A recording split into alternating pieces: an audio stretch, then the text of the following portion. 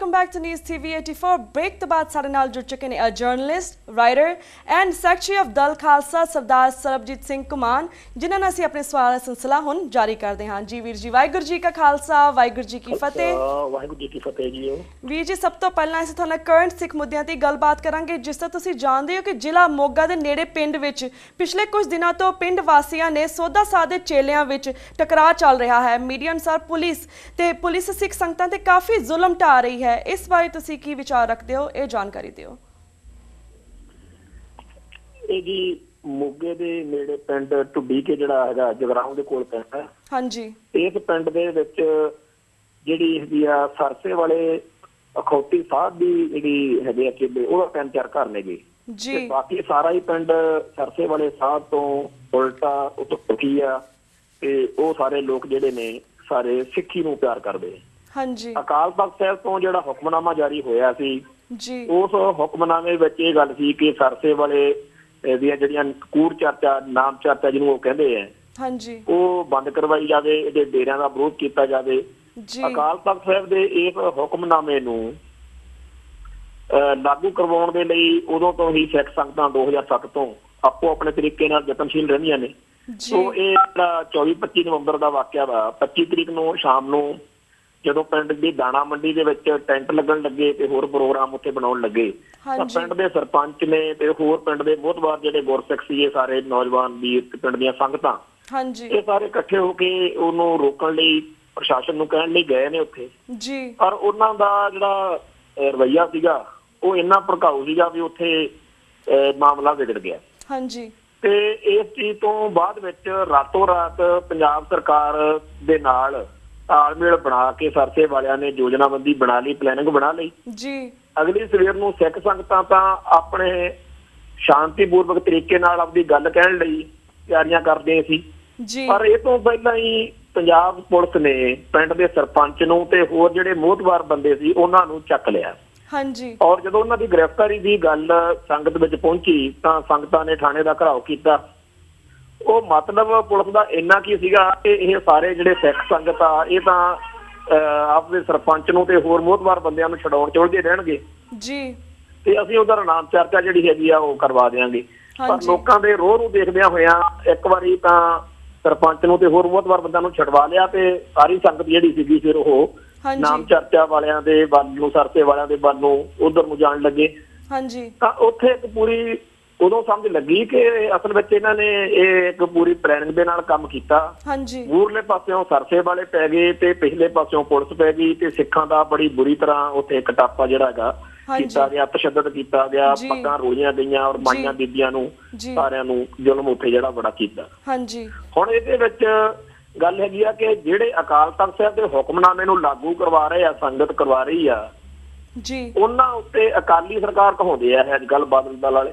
ਤੇ ਬਾਦਲ ਸਾਹਿਬ ਦੇ ਰਾਜ ਵਿੱਚ, ਅਕਾਲੀਆਂ ਦੇ ਰਾਜ ਵਿੱਚ ਅਕਾਲ ਤਖਤ ਦੇ ਹੁਕਮਨਾਮੇ ਨੂੰ ਲਾਗੂ ਕਰਵਾਉਣ ਵਾਲਿਆਂ ਦੇ ਉੱਤੇ ਜਿਹੜਾ ਤਸ਼ੱਦਦ ਹੋ ਰਿਹਾ ਹੈ, ਇਹਦੇ ਬਾਰੇ ਅਕਾਲ ਤਖਤ ਸਾਹਿਬ ਵੀ ਚੁੱਪ ਆ ਜੀ ਤੇ ਹੋਰ ਵੀ ਕੋਈ ਸਿੱਖ ਸੰਸਥਾ ਵੱਲੋਂ ਕੋਈ ਯੋਗ ਅਗਵਾਈ ਸੰਗਤ ਨੂੰ ਨਹੀਂ ਮਿਲ ਰਹੀ। ਹਾਂਜੀ। ਜਾਂ ਤਾਂ ਅਕਾਲ ਤਖਤ ਸਾਹਿਬ ਸਪਸ਼ਟ ਤੌਰ ਤੇ ਲਵੇ ਸਟੈਂਡ ਕਿ ਅਸੀਂ ਹੁਕਮਨਾਮਾ ਜਾਰੀ ਕਰਵਾਇਆ ਤੇ ਇਹਨੂੰ ਲਾਗੂ ਕਰਵਾਉਣ ਵਾਲੀਆਂ ਸੰਗਤਾਂ ਦੀ ਹਮਾਇਤ ਕਰਦਾ ਅਕਾਲ ਤਖਤ ਜੀ, ਤੇ ਤਾਂ ਕਿ ਜਦੋਂ ਵੀ ਕਦੇ ਸਰਸੇ ਵਾਲੇ ਜਿਹੜੇ ਨੇ ਉਹ ਕਰਦੇ ਆ ਤਾਂ ਪੰਜਾਬ ਸਰਕਾਰ ਨੂੰ ਅਕਾਲੀ ਦਲ ਦਾ ਪ੍ਰਧਾਨ ਬਣਿਆ ਹੋਇਆ ਸੁਖਬੀਰ ਸਿੰਘ ਬਾਦਲ, ਉਹਦੇ ਹੱਥ 'ਚ ਪੁਲਿਸ ਦੀ ਕਮਾਂਡ ਆ, ਉਹਨੂੰ ਹਦਾਇਤ ਕਰ ਸਕਦਾ ਅਕਾਲ ਤਖਤ ਸਾਹਿਬ ਕਿ ਤੂੰ ਅਕਾਲੀ ਦਲ ਦਾ ਪ੍ਰਧਾਨ ਆ ਤੇ ਇੱਥੇ ਅਕਾਲ ਤਖਤ ਦੇ ਹੁਕਮਨਾਮੇ ਨੂੰ ਲਾਗੂ ਕਰਵਾਉਣ ਵਾਲਿਆਂ ਦੀ ਹਮਾਇਤ ਕਰਨੀ ਬਣਦੀ ਹੈ।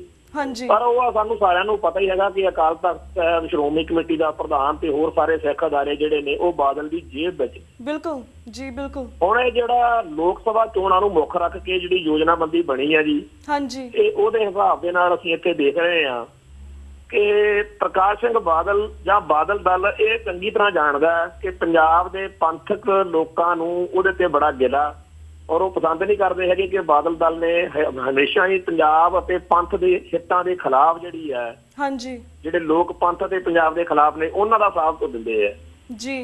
ਤੇ ਸਿੱਖਾਂ ਦੀਆਂ ਵੋਟਾਂ, ਸਿੱਖਾਂ ਤੋਂ ਤਾਂ ਵੋਟਾਂ ਦੀ ਆਸ ਰੱਖਦੇ ਨਹੀਂ ਤੇ ਉਹ ਕਹਿੰਦੇ ਆ ਕਿ ਸਿੱਖਾਂ ਦੀ ਵੋਟ ਨੂੰ ਛੱਡ ਹੀ ਦਿਓ, ਪੰਥਕ ਜਜ਼ਬਾਤਾਂ ਵਾਲੀ ਵੋਟ ਆਪਾਂ ਲੈਣੀ ਹੋਈ ਕਾਹਤੋਂ ਆ, ਆਪਾਂ ਇਹਨਾਂ ਨੂੰ ਕੁੱਟੋ ਤੇ ਵੋਟ ਜਿਹੜੀ ਆ ਉਹ ਉਹਨਾਂ ਡੇਰਿਆਂ ਦੀ, ਉਹਨਾਂ ਸਾਰੀਆਂ ਸੰਸਥਾਵਾਂ ਦੀ ਲਵੋ ਜਿਹੜੇ ਕਿ ਸਿੱਖੀ ਦੇ ਖਿਲਾਫ ਨੇ।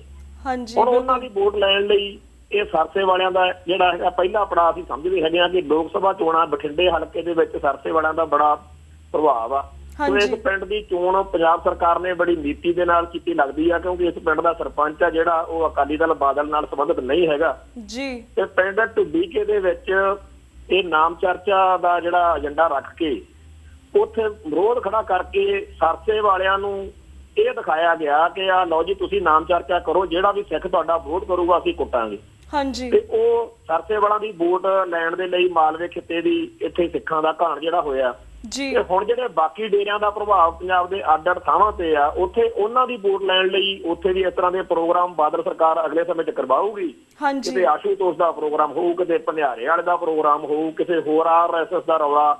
ਇਹ ਜਿੱਥੇ ਜਿੱਥੇ ਵੀ ਸਿੱਖ ਵਿਰੋਧ ਕਰਨ ਜਾਣਗੇ ਬਾਦਲ ਸਰਕਾਰ ਉਹਨਾਂ ਤੇ ਡਾਂਗ ਫੇਰੂਗੀ, ਡੰਡਾ ਫੇਰੂਗੀ ਤੇ ਤਾਂ ਕਿ ਉਹ ਪੰਥ ਦੁਖੀ ਤਾਕਤਾਂ ਖੁਸ਼ ਹੋ ਕੇ ਸਾਰੀ ਦੀ ਸਾਰੀ ਵੋਟ ਜਿਹੜੀ ਆ ਉਹ ਬਾਦਲ ਦਲ ਨੂੰ ਆਪਦੀ ਪਾ ਦੇਣ।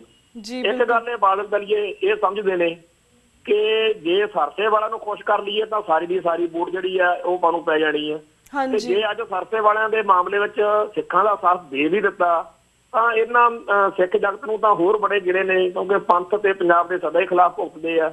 ਤਾਂ ਉਹ ਕਹਿੰਦੇ ਨੇ ਕਿ ਸਰਸੇ ਵਾਲਾਂ ਦੀ ਮੰਗ ਤਾਂ ਕੱਲੀ ਇੰਨੀ ਕੀ ਆ ਨਾ ਵੀ ਸਾਡੀ ਨਾਮ ਚਰਚਾ ਜਿਹੜੀ ਹੈਗੀ ਆ ਉਹ ਹੋਣ ਦਿੱਤੀ ਜਾਵੇ ਜੀ। ਤੋਂ ਬਾਦਲ ਦਲ ਬੜੀ ਕੂਟਨੀਤੀ ਦੇ ਨਾਲ ਪੰਥ ਅਤੇ ਪੰਜਾਬ ਦੇ ਵਿਰੋਧੀ ਲੋਕਾਂ ਦਾ ਸਾਥ ਦੇ ਕੇ ਉਹਨਾਂ ਦੀ ਵੋਟ ਜਿਹੜੀ ਆਪਦੀ ਝੋਲੀ 'ਚ ਪਾਉਣ ਦੇ ਲਈ ਸਿੱਖਾਂ ਨੂੰ, ਖਾਸ ਤੌਰ ਤੇ ਪੰਥਕ ਜਜ਼ਬੇ ਵਾਲੇ ਸਿੱਖਾਂ ਨੂੰ ਜਲੀਲ ਕਰ ਰਿਹਾ, ਕੁੱਟ ਰਿਹਾ। ਔਰ ਅਕਾਲ ਤਖ਼ਤ ਸਾਹਿਬ ਜਿਹੜਾ ਹੈ ਉਹ ਇਸ ਮਾਮਲੇ ਵਿੱਚ ਬਿਲਕੁਲ ਖਾਮੋਸ਼ ਆ ਜੀ। ਤੇ ਜਿੰਨਾ ਇੱਥੇ ਇਸ ਮਸਲੇ ਮੌਕੇ ਅਸੀਂ ਮਹਿਸੂਸ ਕੀਤਾ ਕਿ ਪੰਜਾਬ ਸਰਕਾਰ ਅਤੇ ਸਰਸੇ ਵਾਲਿਆਂ ਦੀ ਜਿੰਨੀ ਸਾਂਝ ਹੁਣ ਜੱਗ ਜ਼ਾਹਿਰ ਹੋਈ ਹੈ ਨਾ ਜੀ ਇਸ ਵਾਰ ਹੀ, ਅਸੀਂ ਹੈਰਾਨ ਆ ਕਿ ਪੰਜਾਬ ਦੇ ਹਰ ਪਿੰਡ ਦੇ ਵਿੱਚ ਜਿਹੜਾ ਜਾਂ ਮੋੜਾਂ ਉੱਤੇ ਪੁਲਿਸ ਇਸ ਟਾਈਮ ਹਰਲ ਕਰ ਫਿਰਦੀ ਆ। ਤੇ ਇਸ ਟਾਈਮ ਕੱਲ ਬਰਨਾਲੇ ਏਰੀਏ ਦੇ ਵਿੱਚੋਂ ਖਬਰਾਂ ਆਈਆਂ ਨੇਗੀਆਂ ਕਿ ਜਿਹੜੇ ਨਾਮ ਚਰਚਾ ਘਰ ਇਹਨਾਂ ਦੇ ਬਣਾਏ ਹੋਏ ਨੇ, ਅਖੌਤੀ ਨਾਮ ਚਰਚਾ ਘਰ ਸਰਸੇ ਵਾਲਿਆਂ ਦੇ, ਉੱਥੇ ਬੜੀ ਵੱਡੀ ਗਿਣਤੀ 'ਚ ਰਾਖੀ ਲਈ ਪੁਲਿਸ ਭੇਜਦੀ ਆ।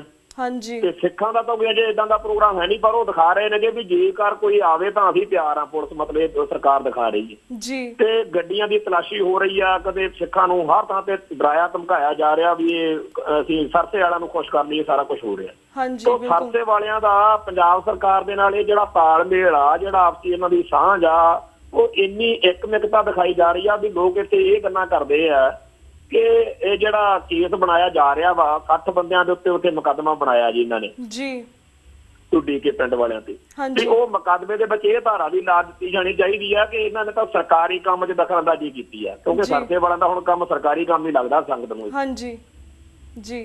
ਤੋਂ ਇੱਥੇ ਪੰਜਾਬ ਦੇ ਵਿੱਚ ਸਿੱਖਾਂ ਦੀ ਜਿਹੜੀ ਦੁਰਗਤੀ ਆ ਉਹ ਦਿਨੋਂ ਦਿਨ ਵੱਧ ਰਹੀ ਆ। ਬਾਦਲ ਸਰਕਾਰ ਦੇ ਹੁੰਦਿਆਂ ਸਾਡੇ ਜਿਹੜੇ ਦੁੱਖ ਨੇ ਉਹ ਹੋਰ ਜ਼ਿਆਦਾ ਵਧੇ ਨੇ। ਔਰ ਸੰਗਤ ਜਿਹੜੀ ਆ ਉਹ ਬਹੁਤ ਆਵਾਜ਼ਾਰ ਆ, ਕਿਉਂਕਿ ਕੋਈ ਵੀ ਸੰਸਥਾ ਜਿਹੜੀ ਆ ਉਹ ਅਗਵਾਈ ਕਰਨ ਵਿੱਚ ਮੂਹਰੇ ਨਹੀਂ ਆਈ। ਜਿਹੜੀ ਪੰਥਕ ਲੀਡਰਸ਼ਿਪ ਆ ਉਹਦੇ ਕੋਲੇ ਕੋਈ ਠੋਸ ਯੋਜਨਾਬੰਦੀ ਨਹੀਂ ਹੈਗੀ। ਉਹ ਠੀਕ ਆ ਕਿ ਹਰ ਵਾਰੀ ਇਹ ਪੰਥਕ ਲੀਡਰਸ਼ਿਪ ਜਿਹੜੀ ਹੈ ਉਹ ਮੌਕੇ ਤੇ ਜ਼ਿੰਮੇਵਾਰੀ ਨਿਭਾਉਂਦੇ ਜ਼ਰੂਰ ਨੇ, ਪਰ ਇੱਕ ਜਿਹੜੀ ਠੋਸ ਗੰਭੀਰ ਪਲੈਨਿੰਗ ਜਿਹੜੀ ਹੁੰਦੀ ਆ, ਜਿਹੜੀ ਬਾਦਲ ਦੇ ਜ਼ੁਲਮਾਂ ਤੋਂ ਸਿੱਖਾਂ ਨੂੰ, ਸੰਗਤ ਨੂੰ ਬਚਾ ਸਕੇ, ਜਿਹੜੀ ਬਾਦਲ ਨੀਤੀ ਅਸਲ ਵਿੱਚ ਉਹ ਭਾਰਤੀ ਨੀਤੀ ਹੋਈ ਹੈਗੀ ਆ ਕਿ ਪੰਥ ਦੁਖੀ ਤਾਕਤਾਂ ਦਾ ਸਾਥ ਦੇਣਾ।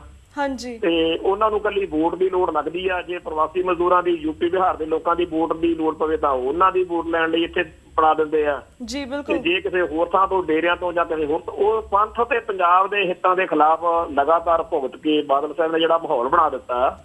ਸੋ ਇੱਥੋਂ ਦੀਆਂ ਜਿਹੜੀਆਂ ਸਾਡੀਆਂ ਸਿੱਖ ਜਥੇਬੰਦੀਆਂ ਨੇ ਜਾਂ ਪੰਥ ਨੂੰ ਪਿਆਰ ਕਰਨ ਵਾਲੀਆਂ, ਪੰਜਾਬ ਦੇ ਹਿੱਤਾਂ ਨੂੰ ਪਿਆਰ ਕਰਨ ਵਾਲੀਆਂ ਜਥੇਬੰਦੀਆਂ ਨੇ, ਉਹ ਕੋਈ ਠੋਸ ਯੋਜਨਾਬੰਦੀ ਤੱਕ ਨਹੀਂ ਬਣਾ ਸਕੀਆਂ ਜੀ। ਬਿਲਕੁਲ ਵੀਰ ਜੀ, ਤੁਹਾਡਾ ਬਹੁਤ ਬਹੁਤ ਸ਼ੁਕਰੀਆ। ਤੁਸੀਂ ਪੂਰੇ ਘਟਨਾਕ੍ਰਮ ਨੂੰ ਚੰਗੀ ਤਰ੍ਹਾਂ ਐਕਸਪਲੇਨ ਕੀਤਾ, ਤਾਂ ਹੀ ਅਸੀਂ ਤੁਹਾਨੂੰ ਇੰਡੀਆ ਤੋਂ ਲੈਂਦੇ ਹਾਂ ਤਾਂ ਕਿ ਜਿਹੜੀਆਂ ਬਾਹਰਲੀ ਸਿੱਖ ਸੰਗਤਾਂ ਨੇ ਉਹਨਾਂ ਨੂੰ ਪਤਾ ਲੱਗੇ ਭਾਰਤ ਦੇ ਵਿੱਚ ਪੰਜਾਬ ਦੇ ਸਾਰੇ ਪੰਜਾਬੀਆਂ ਨਾਲ, ਸਾਡੇ ਸਿੱਖਾਂ ਭਰਾਵਾਂ ਦੇ ਨਾਲ ਕੀ ਹੋ ਰਿਹਾ।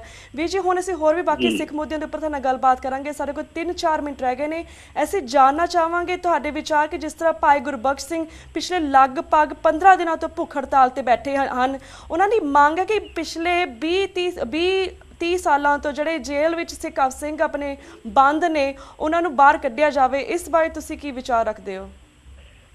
ਦੇਖੋ, ਇਹ ਤਾਂ ਗੱਲ ਜੱਗ ਜ਼ਾਹਿਰ ਤੱਥ ਵਾ ਕਿ ਅਨੇਕਾਂ ਹੀ ਸਿੱਖ ਜਿਹੜੇ ਨੇ ਆਪਣੀਆਂ ਸਜ਼ਾਵਾਂ ਪੂਰੀਆਂ ਕਰ ਚੁੱਕੇ ਨੇ ਤੇ ਉਹਨਾਂ ਨੂੰ ਬਾਹਰ ਨਹੀਂ ਆਉਣ ਦਿੱਤਾ ਜਾ ਰਿਹਾ ਜੀ। ਤੇ ਅਨੇਕਾਂ ਹੀ ਸਿੱਖਾਂ ਦੇ ਝੂਠੇ ਮੁਕੱਦਮੇ ਬਣਾਏ ਹੋਏ ਨੇ, ਜਿਹੜੇ ਆ ਹੁਣ ਵੀ ਪਿਛਲੇ ਸਮੇਂ 'ਚ ਮੁਕੱਦਮੇ ਗੁਰਦਾਸਪੁਰ ਤੇ ਹੋਰ ਬਣੇ ਆ, ਸਾਰੇ ਝੂਠੇ ਪਾਏ ਨੇ। ਤੇ ਜਿਹੜਾ ਵੀ ਸਿੱਖ ਬੋਲਦਾ ਹੈ ਉਹਦੇ ਉੱਤੇ ਮੁਕੱਦਮਾ ਬਣਾਉਂਦੇ।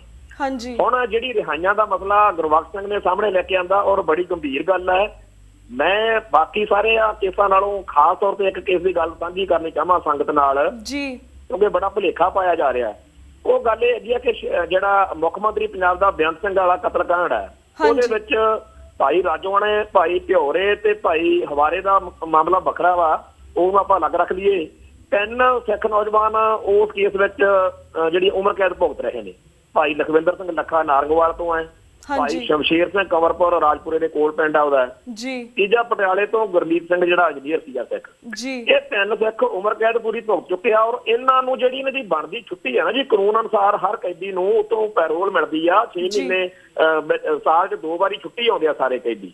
ਪਰ ਜਦੋਂ ਵੀ ਇਹਨਾਂ ਦੀ ਛੁੱਟੀ ਦੀ ਐਪਲੀਕੇਸ਼ਨ ਜਾਂ ਕਾਗਜ਼ ਪੱਤਰ ਇਹਨਾਂ ਦੇ ਜ਼ਿਲ੍ਹੇ ਵਿੱਚ ਆਉਂਦੇ ਨੇ ਤਾਂ ਜਿਹੜੇ ਐਸਐਸਪੀ ਦਫ਼ਤਰ ਤੋਂ ਬਾਦਲ ਸਰਕਾਰ ਦੇ ਹੁਕਮਾਂ ਤਹਿਤ ਉਹਨਾਂ ਦੇ ਕੋਈ ਨਾ ਕੋਈ ਗਲਤੀ ਕੱਢ ਕੇ ਉਹਨਾਂ ਨੂੰ ਵਾਪਸ ਕਰਦਾ ਔਰ ਉਹ ਬੰਦੇ 20 ਸਾਲ ਤੋਂ ਅੰਦਰ ਬੈਠੇ ਜੀ। ਇੱਕ ਸਕਿੰਟ ਲਈ ਵੀ ਉਹਨਾਂ ਨੂੰ ਬਾਹਰ, ਔਰ ਸਾਰੀ ਜ਼ਿੰਮੇਵਾਰੀ ਜਿਹੜੀ ਆ ਇਹ ਬਾਦਲ ਸਰਕਾਰ ਦੀ ਆ।